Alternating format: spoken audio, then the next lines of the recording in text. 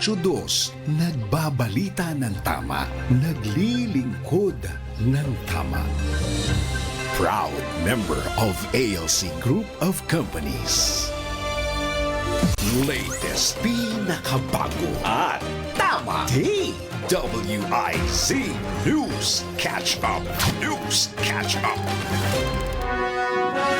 Pilipinas, narito na ang tamang balita sa oras na ito. Tutulong na rin ang Philippine Postal Corporation o PhilPost sa operasyon ng kadiwa ng Pangulo. Ito'y sa usapin ng logistic at e-commerce upang maging tuloy-tuloy ang daloy ng abot-kaya at sariwang produkto. Ayon kay PhilPost Postmaster General Luis Carlos, ang inisyatibong ito ay bilang suporta na rin nila sa mga lokal na magsasaka habang nagbibigay ng economical food options para sa mga pamilyang Pilipino. DWIZ News Catch Up. News Catch Up. At yan ang tamang balita sa mga oras na ito. Mag-follow at subscribe sa lahat ng DWIZ News digital channels, Facebook, Instagram, YouTube, TikTok, X, DWIZ News App at DWIZ News website. Ako po si Aleza Quevedo, nagbabalita ng tama, naglilingkod ng tama. Oras-oras nagbabalita ng tama, naglilingkod ng tama. DWIZ News Catch Up. News Catch Up.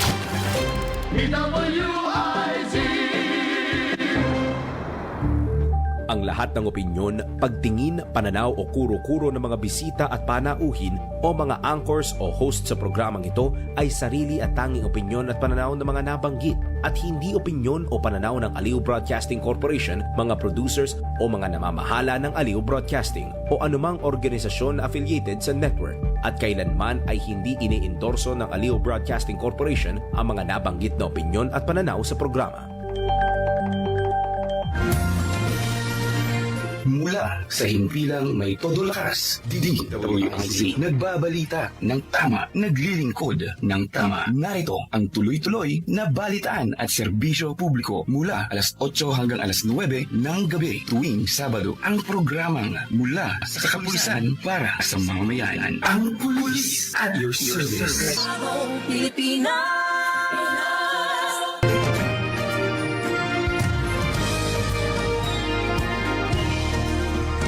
Gabi, Luzon, Visayas at Mindanao. Ngayon po ay araw ng Sabado, Mayo 17 ng kasalukuyang taon. Sa ngalan pa rin po ng pamunuan ng Pambansang Pulisya ng Pilipinas, at binabati po natin ang ating Chief PNP, walang iba, Police General Romel Francisco D. Marbil. At syempre, huwag natin kalimutan ang Director ng Police Community Relations, Police Major General Roderick Augustus Albasur, at ang Direktor ng Police Community Affairs and Development Group, Police Brigadier General Marvin Jo Saro. Siyempre, huwag natin kalimutan ang aming Division Chief, Police Colonel Byron Alatog. Magandang gabi po mga sirs at siyempre sa ating command group. Kami po ang inyong mga kasama ngayong gabi. Ako po si Police Lieutenant Colonel Rodel Tromata mula po sa Police Community Affairs and Development Group. At ako naman po si Patrolman Julius Sam Acad. At ito po ang bagong edisyon ng programang mula sa kapulisan para sa mamamayan. Ito ang Police at Your Service. Police at your service. Police at your service.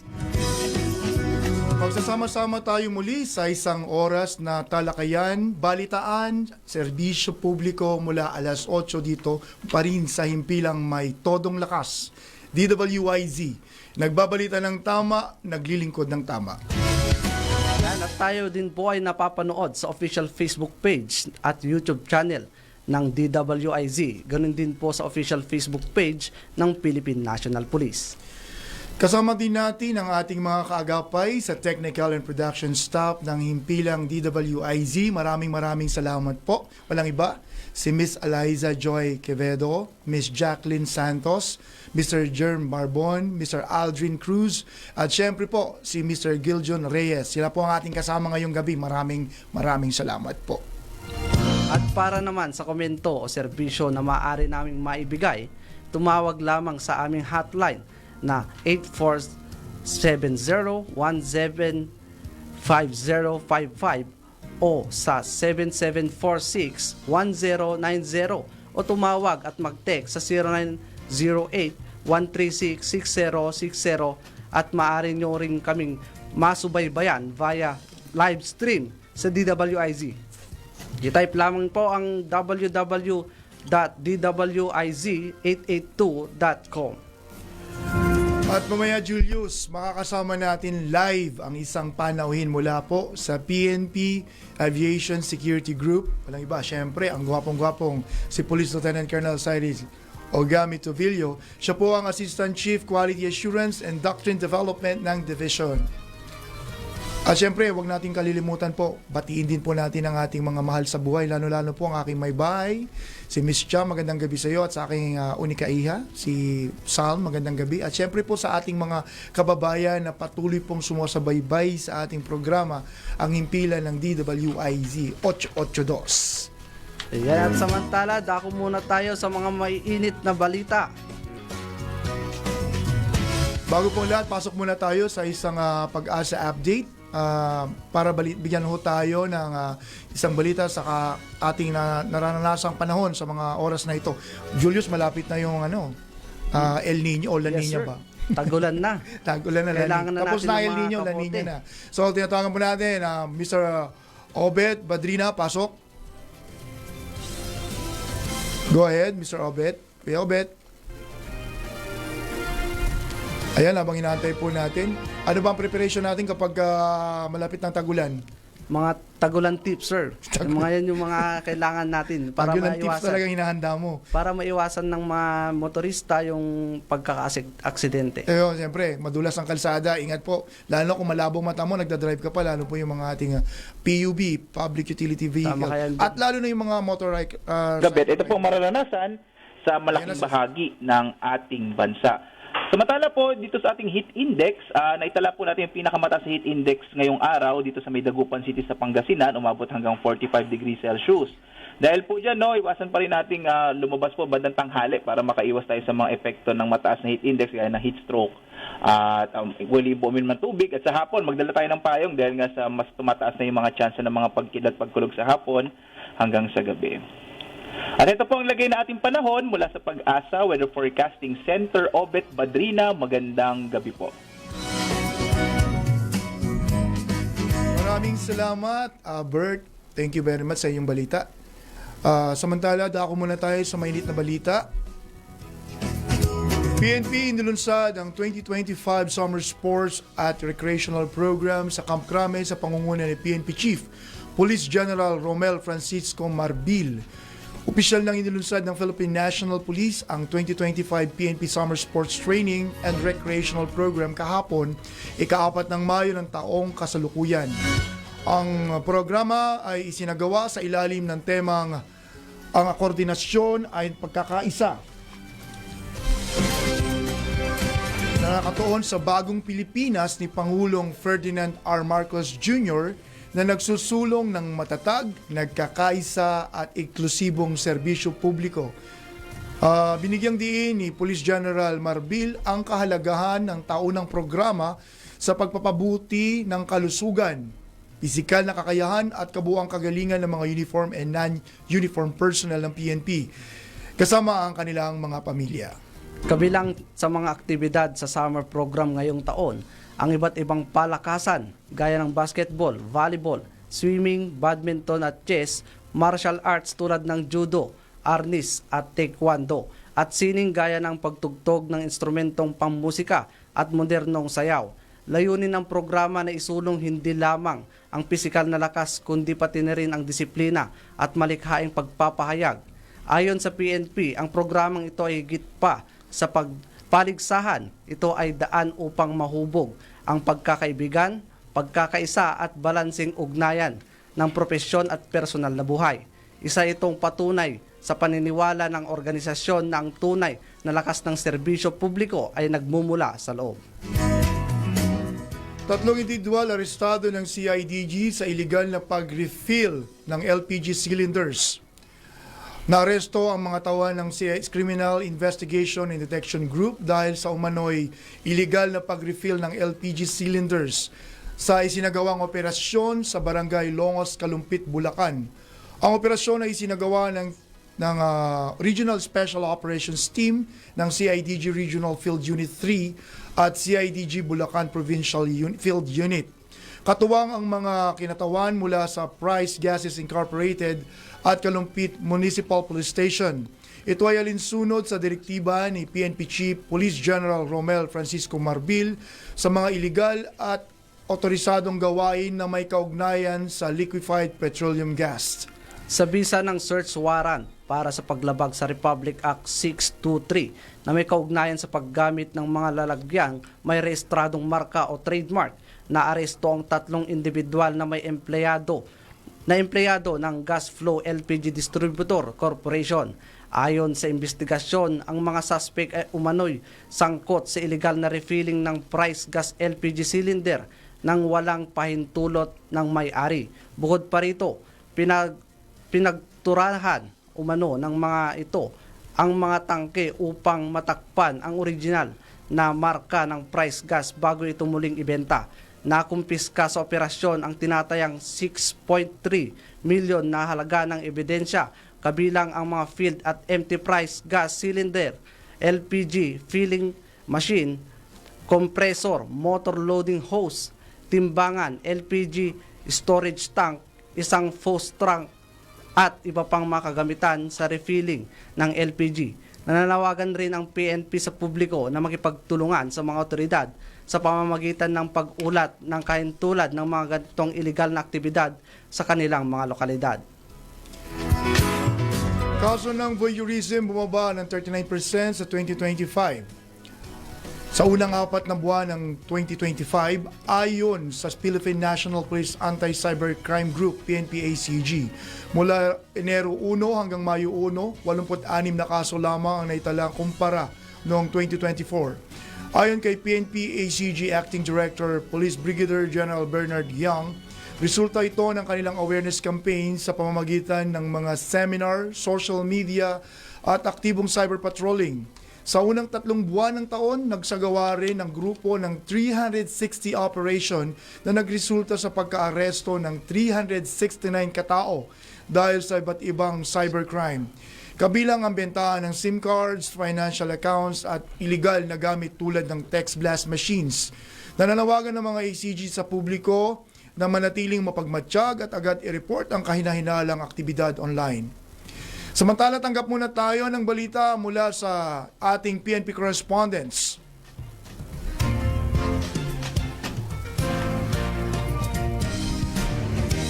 Report 3, RP Cadutra Barm. Nagulat pa tayong isang tricycle driver matapos pagbabarilin ng hindi pa nakikilalang sospek sa Pendaton, Maguindanao del Sur. Tinutukan niya ni Patrolwoman Leonara Gawang. Leonara, patay sa pamamaril ang isang tricycle driver matapos pagbabarilin ng hindi pa nakikilalang suspek sa Barangay Lasangan General sa Lipade K. Pendaton, Maguindanao del Sur nito lamang 15 ng Mayo taong kasalukuyan. Kinilala ang biktima na si alias Ahmad, residente ng Lambayong, Sultan Kudarat. Ayon sa otoridad, minamaneho ng biktima ang kanyang tricycle pauwi na sana ng Lambayong, Sultan Kudarat, lulan ang kanyang mga paninda nang bigla na lamang itong pinagbabaril ng di patukoy na mga suspek. Sa kasalukuyan, patuloy ang isinasagawang investigasyon ng General sa Lipade K. Pendaton Municipal Police Station upang matukoy ang motibo sa likod ng krimen at kilalanin ang mga responsable. Inaalam din ng mga investigador kung may kinalaman sa personal na alitan, negosyo o iba pang posibleng dahilan ang insidente. Hinimok naman ng kapulisan ang publiko na makipagtulungan at agad ipagbigay alam kung may impormasyon ukol sa mga suspek upang agad na mabigyan ng hustisya ang pagkamatay ng biktima. Para sa himpilan ng may todong lakas, DWIZ, ako po si Patrolwoman Leonora Gawang, nagbabalita ng tama, naglilingkod ng tama. Police at your service. Police at your service. Maraming salamat Patrolwoman Gawang. Nasabat ang 700,000 pisong halaga ng mga peking sigarilyo mula sa 2 individual sa sinagawang Comelec checkpoint ng otoridad sa Arayat, Pampanga. Alamin ang report mula kay Patrolwoman Janice Bulahaw. Timbog ang 2 lalaki matapos mahulihan ng 900,000 halaga ng hinihinalang peking sigarilyo sa isang Comelec checkpoint sa Barangay Mapalad, Arayat, Pampanga. Kinilala ang mga suspect sa mga alias na Gerald ng Barangay Santa Cruz, Lubao, Pampanga at Noel ng Barangay Durungaw, San Luis, Batangas. Ayon sa ulat ng Arayat Municipal Police Station, sinubukan pa umanong tumakas ng mga suspect gamit ang isang puting van NV350 Urban patungong Cabiao Nueva Ecija, ngunit agad na nahabol at naaresto ng mga operatiba. Na-recover mula sa kanila ang 60 kahon ng sigarilyo na walang kaukulang dokumento na may tinatayang kabuuang halaga ng 900,000 pesos. Nabigo rin ang mga suspect na magpakita ng papeles na magpapatunay sa legalidad ng kanilang kargamento. Dahil dito, nahaharap ang mga suspect sa kasong paglabag sa Republic Act 7394 o Consumer Act of the Philippines, Republic Act 8293 o Intellectual Property Code of the Philippines, at Republic Act 1937 o Tariff and Customs Code of the Philippines. Pinuri naman ni Police Brigadier General Jean S. Fajardo, Regional Director ng Pro-3, ang mabilis at epektibong aksyon ng mga tauhan ng pulisya. Ayon sa kanya, ang pagkakahuli sa mga suspect ay patunay ng mas pinatibay na kampanya laban sa mga iligal na produkto sa rehiyon. Hindi natin palalampasin ang mga iligal na aktibidad na sumisira sa ating ekonomiya at nagdudulot ng maling negosyo sa lipunan, ani ni PB Jen Fajardo.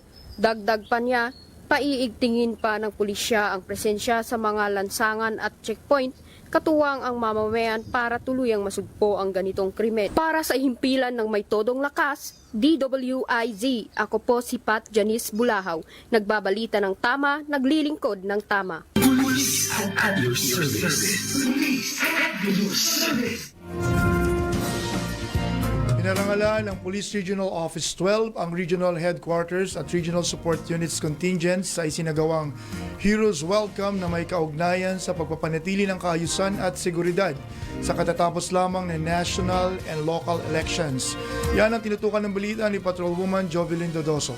Isang makabuluhang Heroes Welcome ang sinagawa sa Police Regional Office 12 Covered Court bilang pagkilala sa kabayanihan at dedikasyon ng mga contingents mula sa Regional Headquarters at Regional Support Units ng Police Regional Office 12 na nagsilbing katuwang sa pagpapanatili ng kaayusan at seguridad sa idinaos na National and Local Elections 2025 nito lamang Mayo 15 taong kasalukuyan. Pinangunahan ni Police Brigadier General Arnold P. Argente, Regional Director ng Police Regional Office 12, ang seremonya na dinaluhan ng mga opisyal at kawani ng kapulisan bilang pagpapakita ng taos-pusong pasasalamat sa mga pulis na nagserbisyo sa iba't ibang panig ng rehiyon upang matiyak ang isang mapayapa, tapat at maayos na halalan. Sa kabila ng ilang hamong kinaharap tulad ng aberya sa mga automated counting machines, signal outages at technical na problema sa election monitoring system, dulot ng masamang panahon, naging ligtas at maayos pa rin ang buong proseso ng halalan sa Region 12. Ito ay dahil sa agarang tugon ng mga otoridad at COMELEC upang mapanatili ang integridad ng eleksyon. Naging mahalagang salik din sa tagumpay ng halalan ang pinaigting na information campaign, matibay na interagency coordination ng COMELEC, PNP at iba pang kaugnayang na ahensya at ang maayos na deployment ng kapulisan. Bukod dito, malaking tulong sa monitoring at dokumentasyon ang paggamit ng body-worn cameras, CCTVs at iba pang surveillance tools. Sa kabuuan, matagumpay at mapayapa ang naging halalan 2025 sa buong Region 12, isang patunay ng mahusay na pamumuno, koordinadong aksyon at dedikasyon ng bawat miyembro ng Police Regional Office 12. Muli po, mula po sa amin na officer, maraming taos-puso po kami nagpapasalamat sa lahat po ng MCO at as well as sa ating mga force multiplier at ginawa po natin lahat ito hindi po dahil sa ating community but as well as ang tulong po natin sa ating regional director. Dahil nakita po talaga natin kung gaano kabait ang ating regional director. Tunay na ang isinagawang Heroes Welcome ay pagpupugay sa diwa ng bayanihan, profesionalismo at makabagong kabayanihan ng mga tauhan ng Police Regional Office 12. Pinarangalan din ang piling miyembro ng contingents para sa kanilang natatanging ambag sa operasyon. Para sa himpilan ng may todong lakas, DWIZ, ako po si Patrolman Jovelyn G. Dodoso, nagbabalita ng tama, naglilingkod ng tama. Police at your service. Police at your service. Maraming salamat, Patrolwoman Dodoso. At bago po tayo magpatuloy ng ating programa, narito po ang mga ilang paalala. Police at your service. Police at your service. Balitang mas maganda pa sa good news. DWIZ, the better news. Patuloy na binabago ng Pantawid Pamilyang Pilipino Program o 4Ps ang buhay ng milyon-milyong Pilipino. Simula nang ipatupad ito, mahigit 4.4 milyong pamilya na ang natulungan sa edukasyon, kalusugan at pang-araw-araw na pangangailangan. Ayon sa Department of Social Welfare and Development o DSWD, noong 2024 lamang ay mahigit 100 billion pesos ang nailaan sa cash grants para sa mga benepisyaryo. Dahil dito, marami sa mga kabataan sa programang ito ay patuloy na pumapasok sa eskwela at bumaba rin ang malnutrisyon sa mga batang edad 5 pababa. Sa kabila ng hamon ng kahirapan, ang 4Ps ay patuloy na nagbibigay ng oportunidad upang magkaroon ng mas maliwanag na kinabukasan ang bawat pamilyang Pilipino. At yan ang balitang mas maganda pa sa good news, the better news. Dahil ang balita hindi tumitigil. Dahil ang balita tuloy-tuloy na nangyayari. Dapat alam mo ang latest kahit ang mga taong nasa likod ng balita. Kaya makibalita kay Senyor Balita. Araw-araw, Lunes hanggang Biyernes, kasama si Ray Pacheco. Live na mapapakinggan sa DWIZ. Panoorin ang live sa Aliw 23 at naka-live din sa DWIZ Facebook, YouTube at DWIZ News website. Kaya mga senyorito at mga senyorita, mga senyor, mga senyora, makibalita na kay Senyor Balita. Monday to Friday, alas 3 ng hapon. Bahagi pa rin ng DWIZ News Hapon Highlights. Nagbabalita ng tama, naglilingkod ng tama.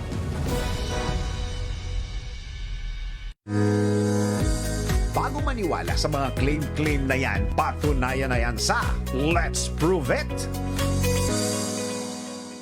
Nakakaranas ba kayo ng pagbilis ng tibok ng puso? Yung tipong akala mo may dumadagundong sa iyong dibdib. Delikado nga bang bumilis ang pagtibok ng puso? Tara, let's prove it! Ayon sa healthline.com na maaaring mauwi sa sakit sa puso ang labis na palpitation tulad ng arrhythmia o ang irregular na pagtibok ng puso. Ang palpitation o ang pagbilis ng tibok ng puso ay maraming factors gaya ng stress, exercise, medication, medical condition o pag-inom ng kape. At kapag hindi naagapan ito ay posibleng magdulot ng pagkamatay, cardiac arrest, stroke at heart failure. Kaya't kapag nakakaranas ka ng kakaibang pagtibok ng puso, maaaring magpakonsulta na sa doktor kung saan inirekomenda nila ang basic diagnostic na electrocardiogram o ECG at blood chemistry. Latest, pinakabago at tama.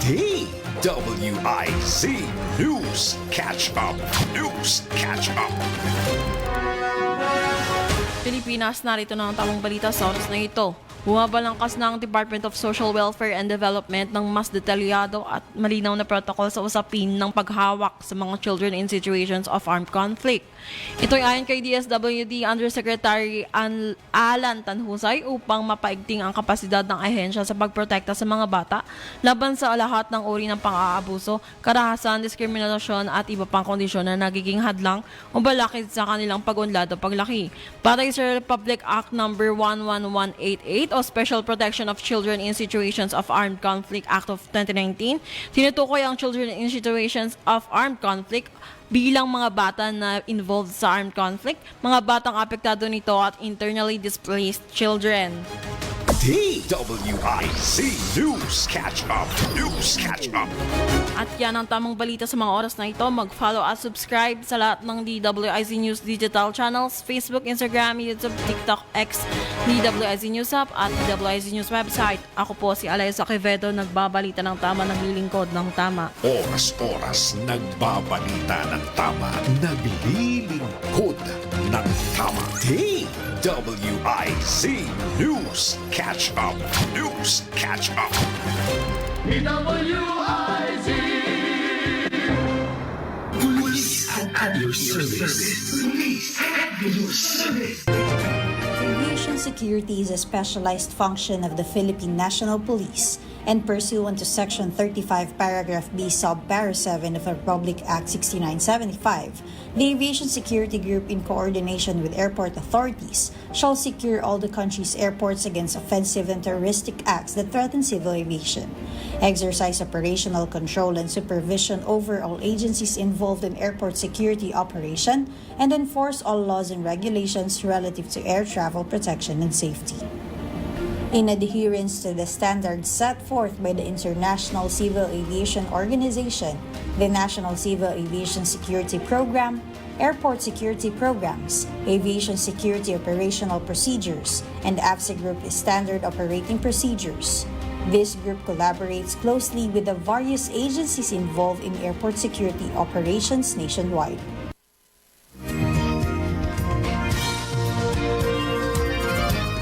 At syempre, nagbabalik po ang ating programang Police at Your Service dito sa himpilang may todong lakas, DWIZ. At ang oras natin sa buong kapuluan ay ganap ng alas 8:26 ng gabi. Sige, go ahead, Julius. Sir Rodel, wag na nating patagalin pa at i-welcome na natin ang ating guest ngayong gabi. Wait lang, bago mo natin i-welcome, baka pwede mo nang bumati. Kasi Yes, very special po itong special announcement po natin from the officers, PNP OLC Foundation Incorporated, that on June 4 po, 2025, ang PNP OLC Foundation Incorporated will be having a nationwide or simultaneous love virus activity coupled with a medical mission in the different regions. The big event will have its Miami-based love virus activities and grand medical mission po in collaboration with the Cardinal Santos Hospital and Health Service at Multipurpose Center, while other police regional offices will simultaneously hold a love virus and mini medical mission in collaboration with Police Regional Health Services as well. So during the activity po in Manila, ang PNP OLC Foundation Incorporated po natin will be having a live whip around among all 18 regions, and they will be having a communicating online each region from Krami-based activity, who will in turn to do a live update and reportage of their activities in their respective regions. Kaya antabayanan po natin yan sa ating mga regional offices, at ang mga formal communication will be addressed to all archives and of course the presidents of respective PNP OLC Foundation Incorporated. Binabati ko po si Ma'am Mary Rose Marbil po na nakikinig po ngayon.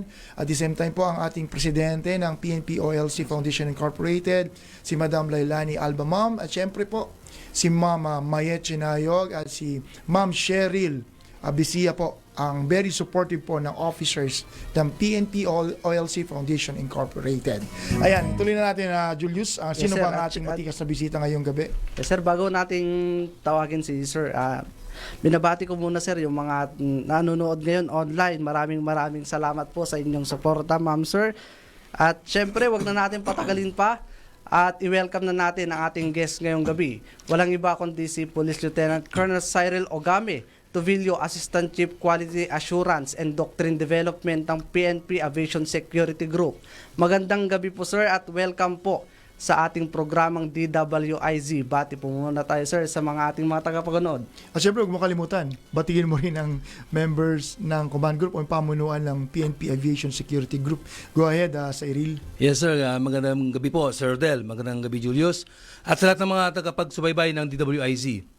Nais ko pong batiin ang aming butihing direktor ng ABSI Group na si Police Brigadier General Christopher Marcial Abesia, kasama ng mga membro ng command group na aming Deputy Director for Administration na si Police Colonel Rancer A. Evasco, ang aming Deputy Director for Operations, Police Colonel Joel L. Damesa, at ang aming Chief of Staff na si Police Colonel Florencio J. Soriano Jr. At of course, ang aming buting Division Chief din sa aming opisina ng Quality Assurance and Doctrine Development Division, Police Colonel Joy Ikia Tumbok. Ayan. Alam mo ba, Julius, napaka-exciting ng pag-uusapan natin ngayon. Hindi naman sa exciting kasi isa sa mga pinag-uusapan niya, hot online issues ito tungkol sa mga ating mga insidenteng naganap sa paliparan. Tama ka dyan, Sir Roden. Tanungin natin ngayon si Julius, si Cyril, sorry. Para sa kaalaman ng ating mga taga-subaybay, ano ba yung mandato o tungkulin natin ng Aviation Security Group para sa kaalaman ng ating mamamayan? Yes sir, ang pangunahing mandato po ng PNP Aviation Security Group ay tiyakin ang seguridad ng lahat ng civil aviation or paliparang pang-sibil, no? Paliparan sa ating bansa. Bilang pangunahing unit ng Philippine National Police na responsable sa seguridad ng paliparan ng buong bansa. Tungkulin ng PNP Aviation Group na pigilin, tukuyin at tugunan ang anumang mga banta ng unlawful interference or operasyon ng mga paliparan gaya ng terorismo, hijacking, pambobomba, yung mga smuggling, human trafficking. Kabilang sa aming mga responsibilidad ang pagpapanatili ng peace and order sa loob ng paliparan or airport premises. Pagbibigay ng seguridad sa mga critical aviation infrastructure at mabilis na pagtugon sa mga insidente ng kahit anong crisis, no? Critical situation katulad ng bomb threats or kahit pa hostage situations. Kung sakali naman may di matanong lang. Kasi may narinig tayo palagi na airport police. Yan naman, PNP Aviation Security Group. Meron bang pinagkaiba yung dalawa? Baka mamaya pag nakita nila na, ayan, aviation yan, hindi yan, airport police. May distinction ba yung dalawa? Yes sir, iba po yung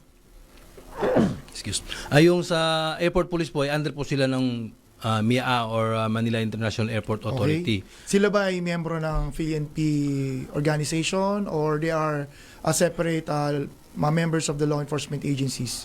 Ang airport police po ay hindi po sila member ng Philippine National Police. Yan, maliwanag po sa atin. Opo. Kasi akala nila basta pangalan police, member na ng PNP. Opo, so ang airport police sa Iril ay hindi bahagi ng Philippine National. Hindi Sila po, ay katuwang natin. Katuwang natin sila para sir. sa mga pagpapanatili ng kaligtasan at Seguridad. kaayusan ng ating mga paliparan. Opo. Ang hirap magtagalog.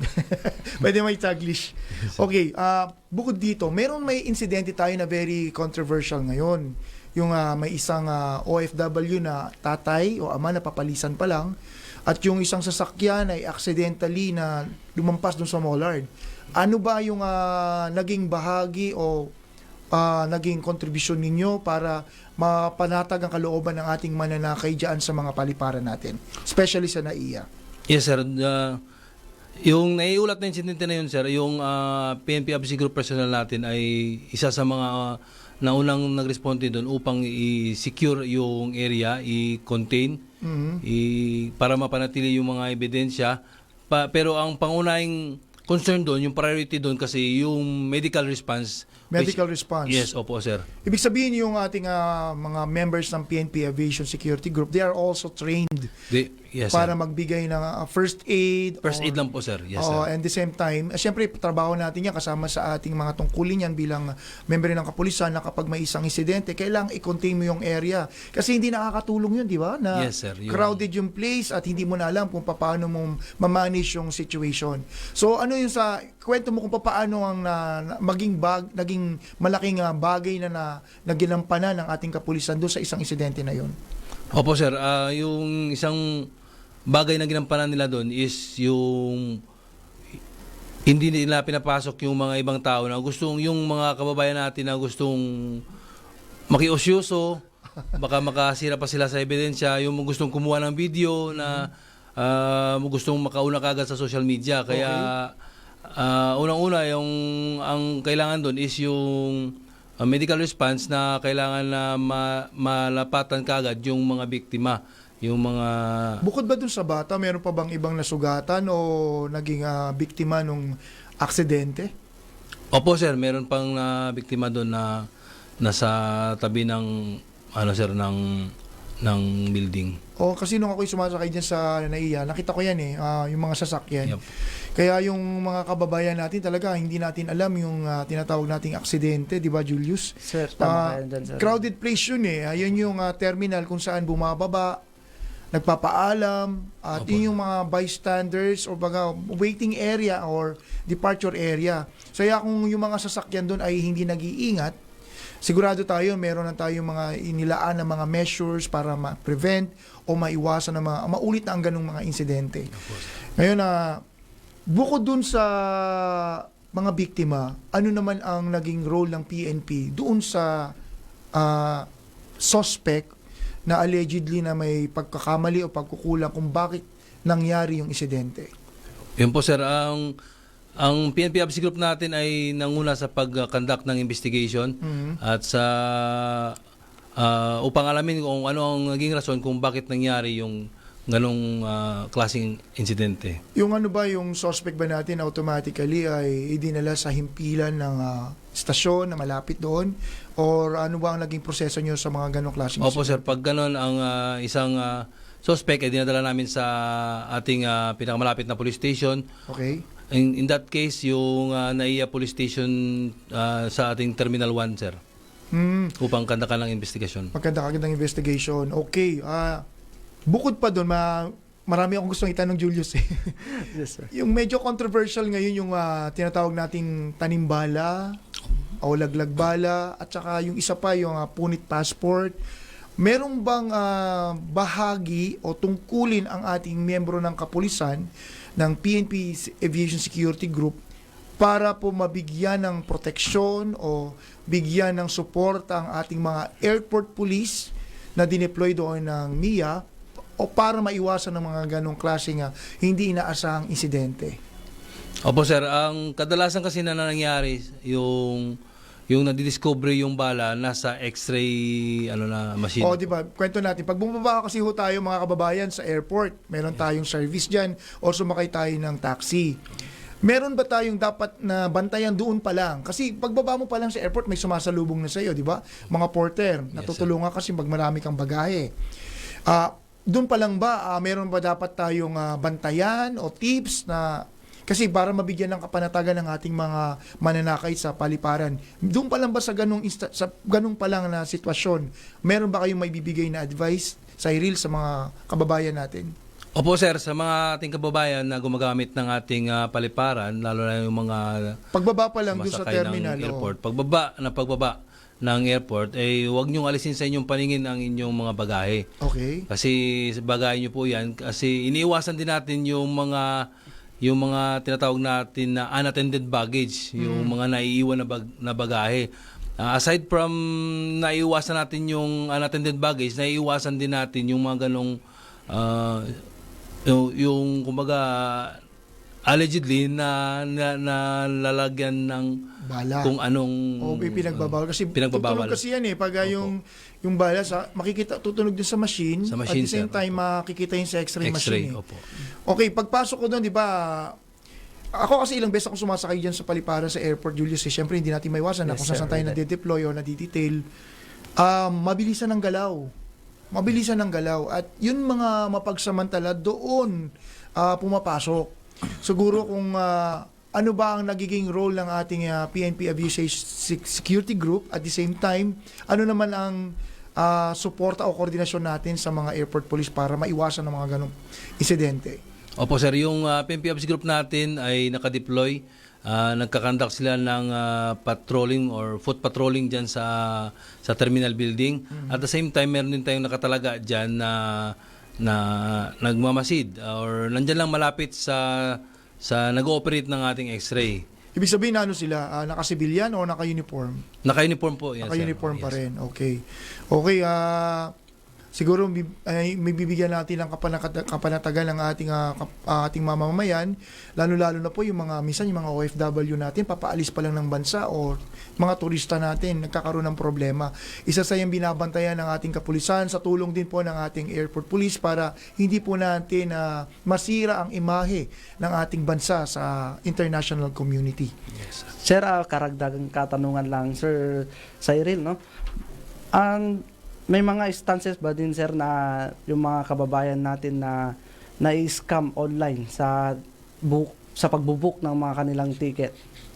Yung baga kasi ngayon lahat online na Sir, syempre para medyo convenient, may mag-search ka online, may mag-offer sa'yo. Sinasabi pa nga, mayroon pa nga magandang mga promong ino-offer. Piso ticket. Ticket lang.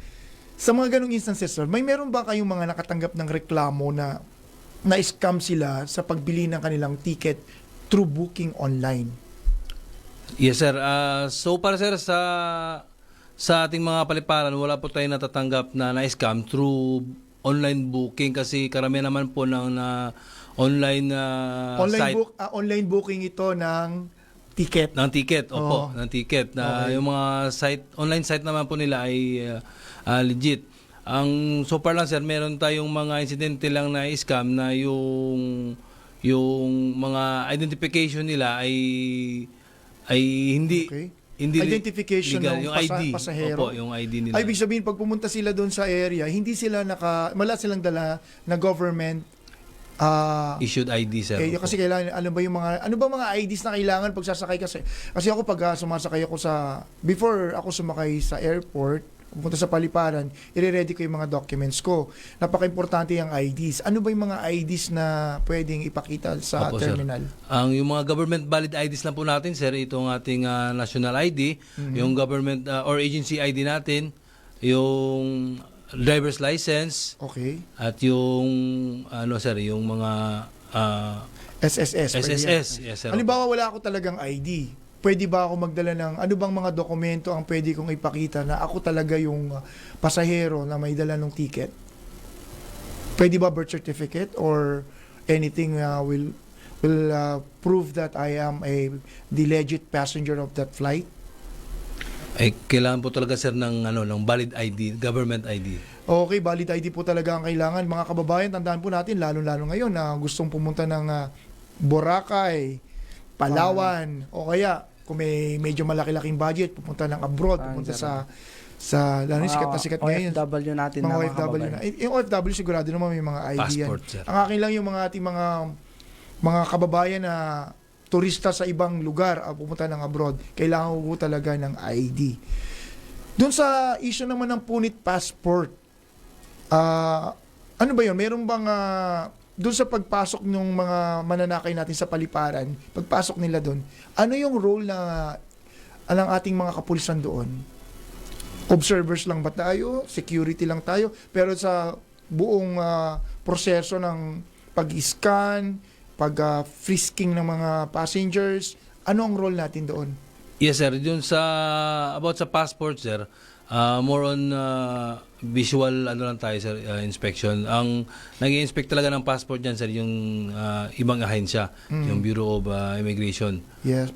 With regards to the incident of punit passport ay wala naman pong ganoong sistema or modus diyan na nangyayari diyan sa airport. Meron lang insidente na naitala na about diyan dahil yung isang asawa niya ayaw niyang lumipad na papuntang ibang bansa yung kanyang partner. Okay, may personal issues pala Personal siya. issues po yan. So, kinapture ngayon online, nag-trending siya.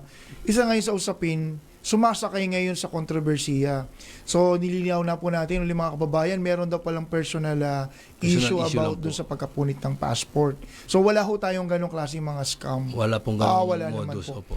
Okay, maraming salamat sa pagliliwanag tungkol sa issue na yan. Kasi ngayon may nagbaba ng direktiba bawal nang ipahawak ang passport. Passport. Kailangan ikaw mismong owner ng passport ang hawak noon. Naalala ko noon, nang tuwing sumasakay ako sa paliparan, meron tayong tawag natin desk or kiosk ng ating PNP. Halimbawa, meron nakakita ng isang insidente na nagtanim ng bala or anything na within their vicinity habang kasama nating mga kababayan na mananakay din, pwede silang lumapit sa ating kiosk o station ng ating nakapost doon sa paliparan. Opo sir, meron tayong mga police assistance desk na malapit niyan sa mga sa mga screening checkpoints. Kung sakali naman ang ating kababayan ay may nakita isang insidente or may naobserbahan na kahinahinala, ay pwede nilang itong ilapit kagad sa ating kapulisan upang ma-file yung report. Okay. At kung mapatunayan nga or makitaan ng motibo, ay pwedeng may file pa yung kaso laban dun sa... Paano pag halimbawa ang witness, passenger, nagmamadali? Yun lang. Kapag nag-file ka ng kaso, kailangan mo ng complainant or witness. Mayroon bang possible ba na ma-push through yung kaso kahit na yung pasahero ay nagsuplong lang sa inyo at lumipad na? Alangan naman, pupunta ako ng London, punta ako ng abroad, magstay muna ako para mag-witness sa isang insidente na naglagay ng something na illegal dun sa gamit ng isang senior citizen na pasahero din. Ano ang ginagawa natin na adjustment or paraan para matulungan naman natin yung mga posibleng naging biktima? Yes po sir, sa kasamang palad dahil kailangan nilang umalis na, kinukuha po namin ang contact number. Okay. At kung makakapunta naman po sila sa araw ng hearing, ay pinapapunta po natin kung makabalik na sila. Pero pag hindi, yun lang po. Magkakaroon tayo ng problema. Siguro kailangan na ng assistance ng legal advice para sa legal actions para maproseso yung isang reklamo. At syempre, hindi mo basta-basta i-hold in custody yung parehong pasaherong papaalis na at yung mismong nagsasamantala o suspect dun sa isang aligasyon. Ano pa ba? Time check muna tayo. Ang oras ngayon ay 8:46 ng gabi, mga kababayan. Salamat po sa inyong pagsubaybay. At kung mayroon pa ba tayong katanungan na Julius, pwede nating ibato kay Cyril? Yes sir, madaming katanungan. Maraming katanungan na pinipig ng aming mga kasamahan. Okay, sige. Isa sa mga katanungan din natin, pag may mga VIP tayo, hindi natin maiwasan siyempre yung mga leaders ng bansa natin, napaka-importante na bigyan natin sila ng sapat na seguridad kasi public place ito eh. Mayroon ba tayong part dito o role ang ating mga kapulisan in support po ng ating mga airport police? Opo sir, pag may mga VIP naman po, meron tayong pinapadalan tayo ng memo niyan upang gawan ng security plan at kino-coordinate natin sa kinaukulan sa airport authority na ang mga VIP na to ay kailangan nating i-secure dahil meron tayong memo from higher headquarters. Okay. At pinapayagan naman po tayo ng authority at yun po, sinasalubong natin sa loob ng paliparan hanggang sa makalabas, hanggang sa makasakay sa kanilang sasakyan kasi nga area of operation po natin ang loob ng paliparan kaya hindi pwedeng may mangyari na kung ano dyan sa ating VIP kaya kailangan natin i-secure while they are on the airport premises. Natatawa ako minsan pag nandun ako sa airport. Minsan kasi kakilala ko yung tinatawag na pangalan. Calling the attention of the passenger, Mr. Julius. Kad, you are now requested to be on board, ganyan. Ilang minuto ba ang ibinibigay ng paliparan dun sa hindi pa possible projected na nakasakay sa airport? Ilang minuto bang dapat pumipila ka na dun sa sa tawag natin dun counter? Yes sir. Yes sir, meron pong sir yung opening of yung gate papunta sa aeroplano. So mga 45 minutes before the flight sir nag-open na yan and 30 minutes before the flight nagko-close na yan. Okay. Kaya meron lang silang window na 15 minutes kapag wala pa rin yung pasahero within that span of time ay talagang nakatulog po dun sa waiting area. May book ka ngayon. Bago po muna ang lahat, commercial break daw po muna tayo. Mamaya po natin, marami pa po tayong tanong para kay Lieutenant Colonel Cyril Tobillo. Magbabalik po ang ating serbisyong pampublikong programa. Police at your service. Kayang-kaya mo ang kahit na ano kung ikaw mismo ang gagawa nito. Let's learn new things sa DIY Do It Yourself. Sa tuwing nagbabrowse ka sa Facebook, napansin mo na siguro na nagsasuggest ito ng random pictures na mula sa iyong camera roll. Kaya narito ang paraan para ma-restrict si FB na ma-access ang iyong gallery. Step 1. Buksan ang iyong Facebook app at tumungo ka sa menu. Step 2. Pindutin mo ang Settings and Privacy na category. Step 3. Sa Preferences, hanapin ang Camera Roll Sharing Suggestions at i-turn off ang nasa options. Gets mo ba? Sige nga, do it yourself. Dahil ang balita hindi tumitigil, dahil ang balita tuloy-tuloy na nangyayari, dapat alam mo ang latest kahit ang mga taong nasa likod ng balita. Kaya makibalita kay Senyor Balita. Araw-araw, Lunes hanggang Biyernes, kasama si Ray Pacheco. Live na mapapakinggan sa DWIZ.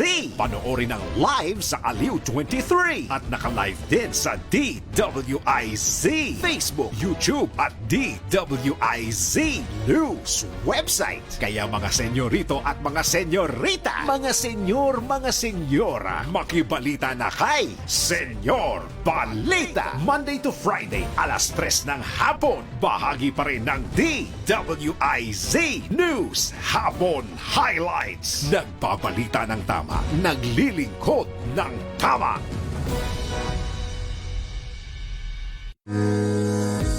Bago maniwala sa mga claim-claim na yan, patunayan na yan sa Let's Prove It! Stress reliever para sa iba ang paninigarilyo. Yung iba naman ay hindi na daw kaya alisin ng paninigarilyo sa araw-araw na pamumuhay nila. Ngunit totoo nga bang nakakatanggal ito ng stress sa tao? Tara, let's prove it! Ayon sa Mental Health Organization o WHO, kabaligtaran ang paniniwala ng karamihan na nagtatanggal ng stress ang paninigarilyo dahil ang isang stick ng sigarilyo ay nagtataglay ng nicotine na isang stimulant drug na nakakadagdag ng anxiety at tensyon ng tao. Bukod sa anxiety at tensyon, marami pang mga sakit na makukuha sa paninigarilyo at ilan sa mga side effects ng nicotine sa katawan ng tao ay ang kawalan ng ganang kumain, pagtaas ng heart rate at blood pressure, pagpapawis, diarrhea at nausea. Psychological lang daw na natatanggal ang stress sa mga tao at hindi ito clinically proven.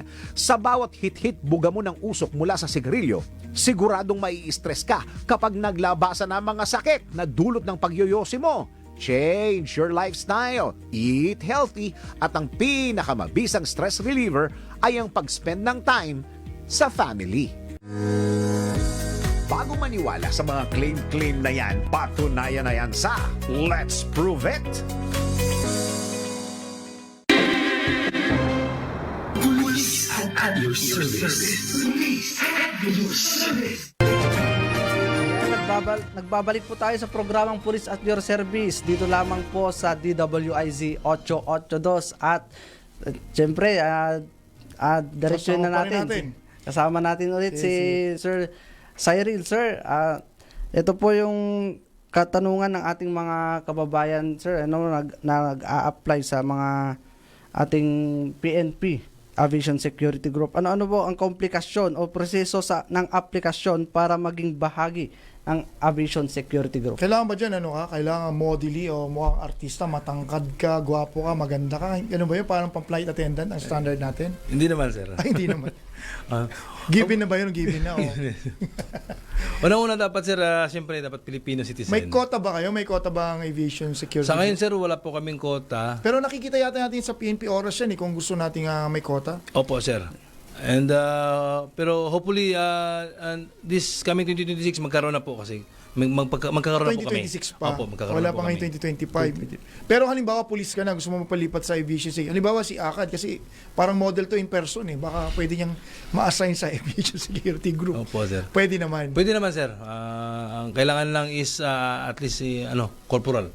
Police corporal. Police corporal, sir. Pa-promote ka muna, Julius, bago ka malipat sa aviation. Yes, sir. Pero bago muna lahat pala, Cyril, batiin ko muna yung pinakamatikas na lagi kong kabady.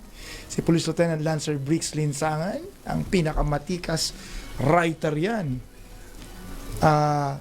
Consistent top-notcher ng entrance exam ng PNPA.